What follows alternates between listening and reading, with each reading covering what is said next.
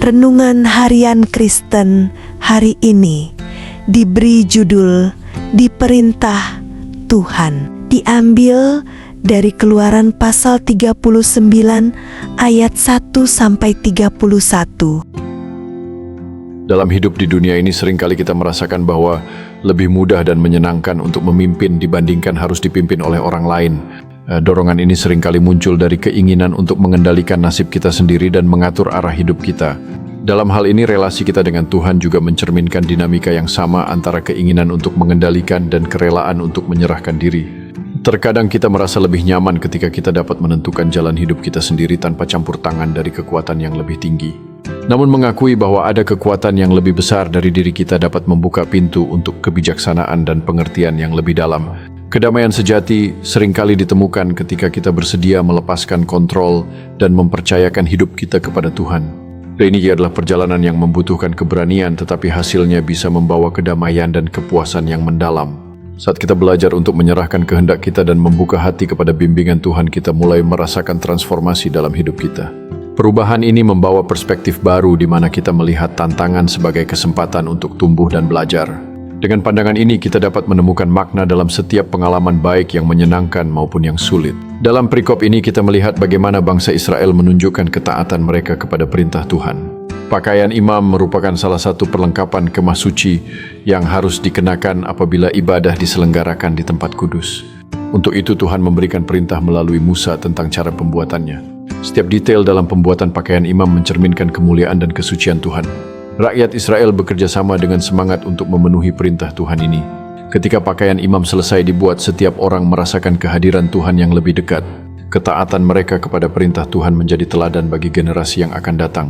Dengan setiap ibadah yang diadakan, bangsa Israel memperkuat ikatan mereka dengan Tuhan. Hari demi hari iman mereka tumbuh seiring dengan pengalaman rohani yang mendalam.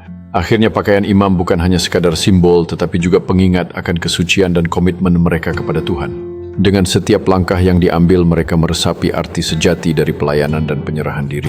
Kesetiaan mereka terhadap perintah Tuhan memberikan kekuatan dan kedamaian bagi seluruh bangsa.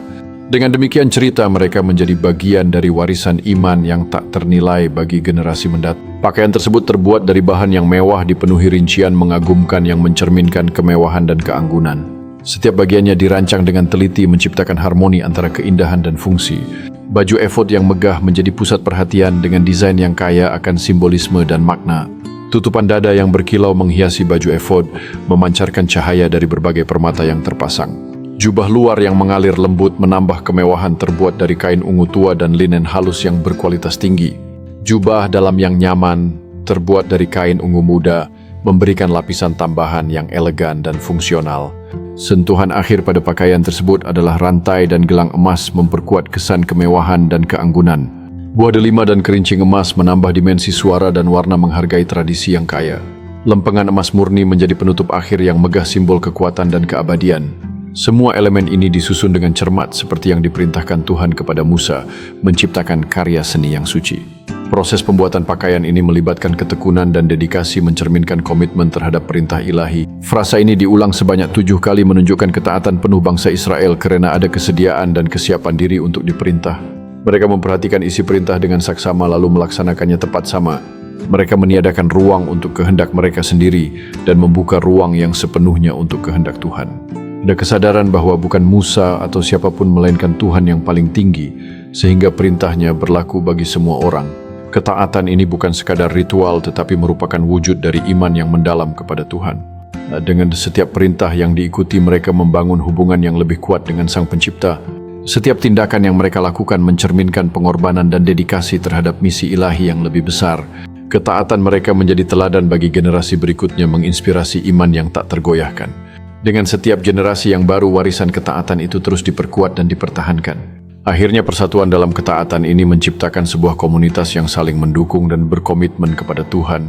Melalui perjalanan ini, mereka menemukan kekuatan dalam iman dan kebangkitan rohani yang tak terputus. Sebagai manusia ciptaan dan umat milik Tuhan, kita harus menyadari posisi kita yang seharusnya tidak memerintah Tuhan. Kita sepatutnya membangun kesiapan untuk diperintah oleh Tuhan dan menjalankan perintahnya sesuai dengan firman-Nya. Setiap hari dimanapun posisi kita dalam kehidupan, milikilah sikap rendah hati untuk mendengarkan perintah Tuhan. Tunjukkanlah kesediaan hati untuk melakukannya karena ketaatan adalah bentuk penghormatan kita kepadanya.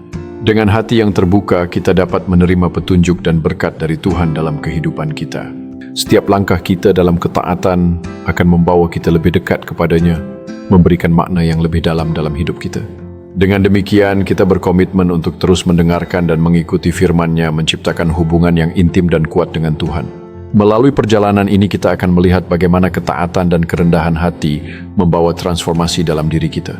Akhirnya marilah kita bersyukur atas semua petunjuk dan berkat yang Tuhan limpahkan kepada kita sepanjang perjalanan ini. Dengan penuh keyakinan kita melangkah ke hari esok siap untuk menjalani setiap perintah Tuhan dengan hati yang penuh cinta.